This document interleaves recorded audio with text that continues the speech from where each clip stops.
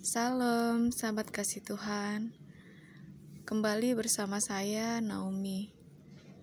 Saat ini kita akan bahas bagaimana Raja Daud melawan Goliat. Langsung saja kita simak cerita dalam kisah Raja Daud.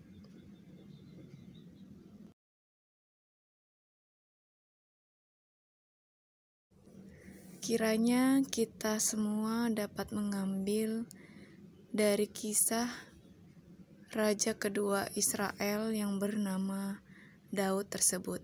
Langsung saja kita lihat. Cekidot. Seorang Raja Daud merupakan raja kedua Israel yang paling masyhur. Ia juga menjadi salah satu tokoh Alkitab yang paling dikasihi oleh Yesus Kristus. Nama Daud sangat lekat dengan kisah yang berhasil mengalahkan raksasa bernama Goliat. Di dalam Alkitab, Daud digambarkan sebagai seorang putra bungsu dari 8 anak laki-laki Isai. Ia memiliki tubuh kecil dan wajahnya kemerah-merahan. Dalam masa remajanya, ia habiskan dengan menggembala kambing dombanya.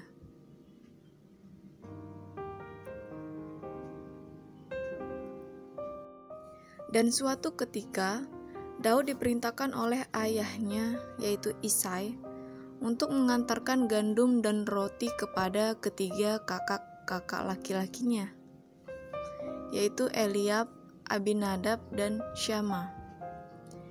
Ketiganya sedang bersiap untuk berperang melawan tentara Filistin.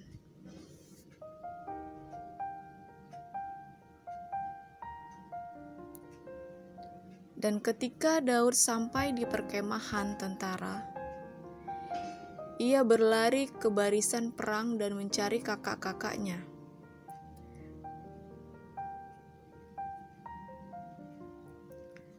Saat itu, Goliat, tentara raksasa Filistin tersebut, maju ke depan dan mencemooh orang Israel.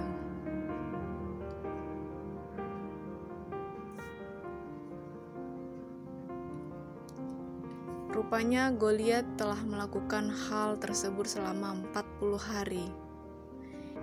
Ia menantang tentara Israel untuk bertarung melawan dirinya. Raksasa Goliat itu juga berkata bahwa tentara Filistin akan menjadi hamba Israel jika salah satu orang Israel bisa membunuh Goliat.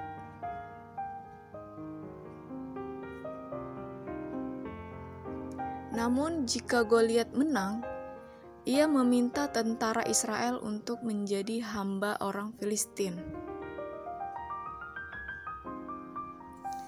Perkataan Goliat itu membuat tentara Israel ketakutan, sebab badan Goliat sangat besar. Tingginya mencapai 6 hasta, sejengkal atau 3 meter lebih. Tidak hanya itu, Goliat juga sudah berpengalaman dalam berperang.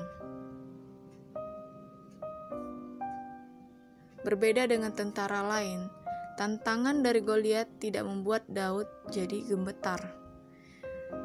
Daud justru berniat untuk mengalahkan raksasa Filistin tersebut. Dia pun mengutarakan keinginannya kepada beberapa prajurit.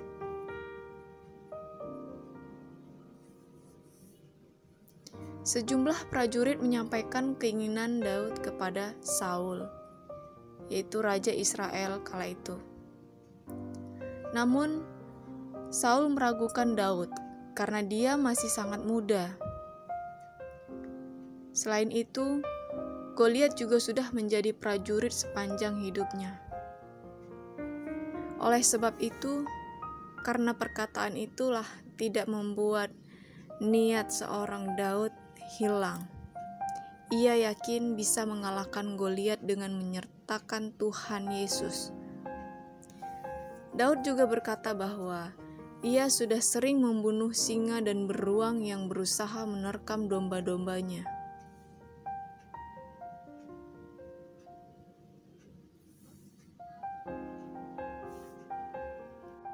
Ketika melihat Daud yang kecil, Goliat langsung meremehkannya. Ia juga menghina Daud karena anak Isai itu masih muda.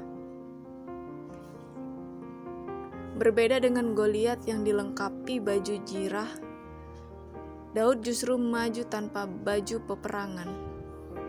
Dia juga mengambil umban dan maju ke hadapan Goliat.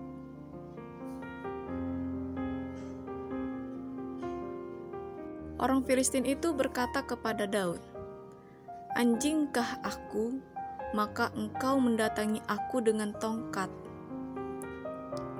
Hadapilah aku, maka aku akan memberikan dagingmu kepada burung-burung di udara dan kepada binatang-binatang di padang."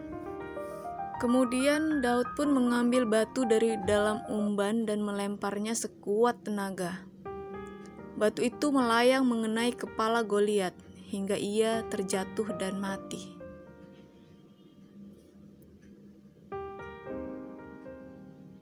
Ketika orang Filistin menyaksikan kekalahan Goliat, mereka langsung melarikan diri.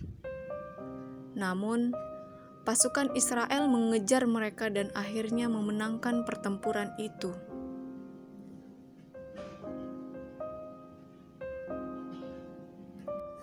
Bisa kita lihat dalam kisah ini menggambarkan penyertaan Tuhan Yesus yang luar biasa untuk umat-umatnya.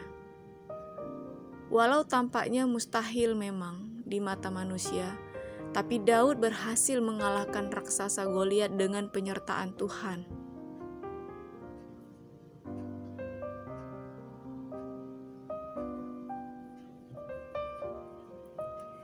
Kisah Daud ini juga mengingatkan kita sebagai umat Kristen agar tidak mengandalkan kekuatannya sendiri.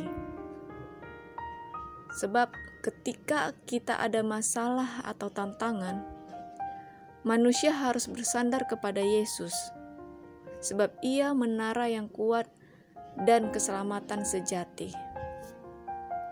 Dalam 1 Samuel 17 ayat 45, tetapi Daud berkata, "Engkau mendatangi aku dengan pedang dan tombak dan lembing, tetapi aku mendatangi engkau dengan nama Tuhan semesta alam, sebab Allah segala barisan Israel yang kau tantang itu."